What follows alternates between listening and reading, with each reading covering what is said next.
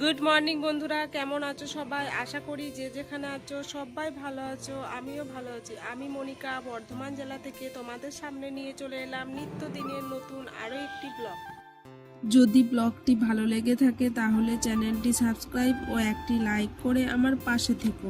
বড়দেরকে প্রণাম ও ছোটদেরকে অনেক অনেক ভালোবাসা জানিয়ে আজকের আমার এই নতুন ব্লগটি শুরু করছি। আর এই ভিডিওটার ভয়েসটা আমি মুখেই দিয়েছিলাম, কিন্তু জানো তো যতই জোরে বলি এডিট করার সময় আস্তে হয়ে যায়, শুনতেই পাওয়া যায় না। তাই আগেকার ভয়েসটা মিউট করে আবার দেখো নতুন করে ভয়েস দিচ্ছি। আজকের এই ব্লগটা আমি সকাল 9টা থেকে শুরু করেছি। সকালের বাসি কাজ সমস্ত হয়ে গেছিল, মনাকে ঘুম থেকে উঠিয়ে ফ্রেশ করে খাইয়ে দিয়েছি, তারপরে ব্লগটা করছি।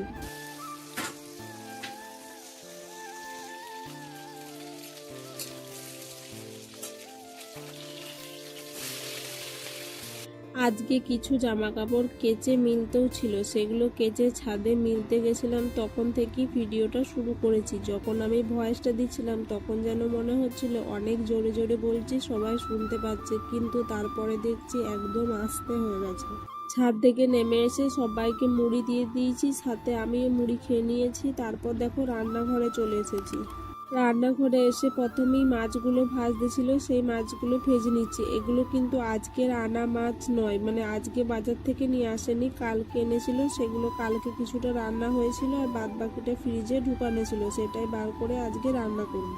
এই জন্য আগে আমি মাছগুলো ভেজে নিয়েছি। তারপর দেখো এদিকে কিছু বাসন ছিল, সেগুলো ধুয়ে নিয়েছি। ওই যে মনার জন্য ছোট কড়াইটায় করে সুজি করেছিলাম, সেই কড়াইটা মাজতে ছিল, সেই কড়াইটা মেজে নিচ্ছি। আর কিছু থালা ছিল, মুড়ি খেয়েছিলাম, সেই থালাগুলো ধুয়ে নিচ্ছি। রান্না করতে করতে যদি জানো তো আমি একটুখানি সময় পাই না, যে বাসনগুলো জমে থাকে সেগুলো ধুয়ে নিই, না হলে রান্নার শেষে এখনকার বাসন থেকে শুরু করে রান্না হওয়ার পর বাসন পর্যন্ত যদি এত বাসন জমে তাহলে তো পুরো স্তূপ হয়ে যাবে। আর এত বাসন জমে গেলে একসাথে অনেকগুলো বাসন ধুতেও কষ্ট হবে আর অনেকটা সময়ও লাগবে। তার থেকে ভালো হয় যদি একবার। কিন্তু জানো তো আমি তোমাদেরকে বলছি, কিন্তু মাঝে মাঝে আমারও হয়ে ওঠে না। মাঝে মাঝে আমারও জানো তো অনেক বাসন জমা হয়ে যায়, রান্নার শেষে একেবারে ধুতে হয়। কিন্তু আজকে যাই হোক, আজকের একবারকার বাসন ধোয়া হলো, রান্নার শেষে অনেকটা কম বাসন হবে।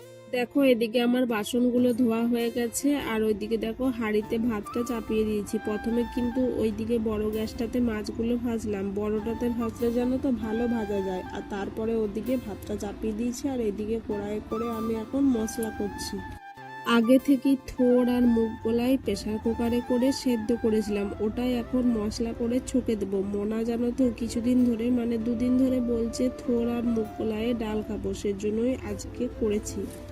থোড়ের তরকারি করেছি, কিন্তু থোড়ের ডাল কোনোদিন করিনি আর খাইও নি। জানো তো মোনা আন্টিদের বাড়িতে দেখেছে করতে এবং ওরা খাচ্ছিল, সেটা এসে আমাকে বলছে, মা আমাকে একদিন থোড়ের ডাল করে দেবে তো। মোনা কিন্তু আন্টিদের ঘরে টেস্ট করে এসেছিল, বলছিল মা খেতে ভালো হয়েছে। সত্যি কিন্তু খেতে কিন্তু ভালোই হয়েছিল, তোমরাও একবার ট্রাই করে দেখতে পারো। ডালটা ফুটে গিয়েছিল তাই নামিয়ে দিয়েছি। তারপরে দেখো এদিকে তরকারিগুলো চাপিয়ে দিচ্ছি। গাজর, বরবটি, কাঁচকলা, আলুগুলো আগে থেকে একটুখানি ভেজে রেখেছিলাম, তারপরে মশলা করে এখন কষছি। তারপর হালকা করে জল ঢেলে দেবো, তারপরে তরকারি রেডি হয়ে যাবে। তো আমি তোমাদের সাথে শেয়ার করতে ভুলেই গেছিলাম, দেখো ভেজে রাখা মাছগুলো দিয়ে মাছ ঝালদা করেছি। আর দেখো এদিকে আমার তরকারিটা হয়ে গেছে, এখনকার মতো রান্না বান্না কমপ্লিট। ভাতও হয়ে গেছিল, ফ্যান ঝরিয়ে রেখে দিয়েছি। আর এদিকে দেখো বেসিনে আবার কিছুটা বাসন হয়েছে, মানে রান্না করেছিলাম, গ্যাসের উনুনগুলো কড়াইগুলো আছে, তবে কিন্তু আগের দিনের মতো বেশি বাসন হয়নি। রান্নাটা শেষ হওয়ার পর আমি গেছিলাম জল ধরতে, মনে একটুখানি আন্টিদের বাড়ি গেছে, সেই ফাঁকে আমি জলটা ধরে নিয়েছি। আর গ্যাসের উনুনগুলো আরে দেখো ধোয়া হয়ে গেছে। তারপর কড়াইটা মানছি কিছুতেই উঠছে না, এই জন্য আর একটু ভিম লিকুইডটা নিলাম ভালো করে মাজার জন্য। কড়াইটা ভালো করে মেজে ধুয়ে রেখে দিয়েছি। তারপর দেখো গ্যাসটা মুছতে বাকি ছিল, এখন আমি গ্যাসটা ভালো করে মুছে নেবো।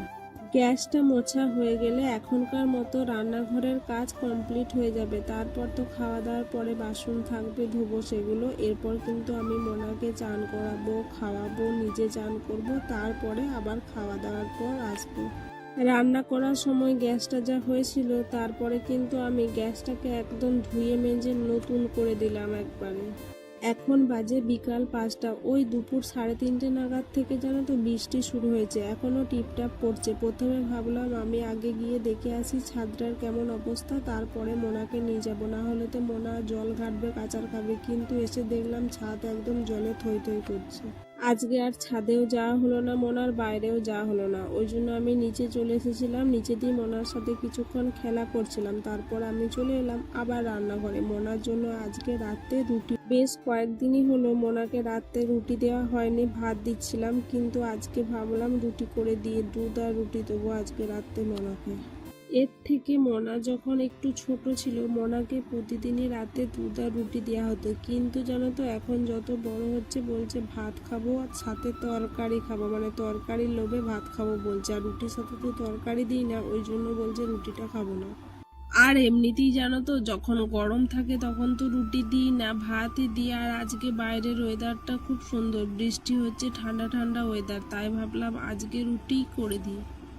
শুধু মনার খাওয়ার জন্যই কিন্তু রুটি করছি, বাদ বাকি আমরা সবাই কিন্তু ভাত খাবো। কিন্তু আজকে জানো তো ময়দাটা মাখানোর সময় ঠিক মতো আন্দাজ করতে পারিনি, দুটোর জায়গায় 4টা হয়ে গেছে।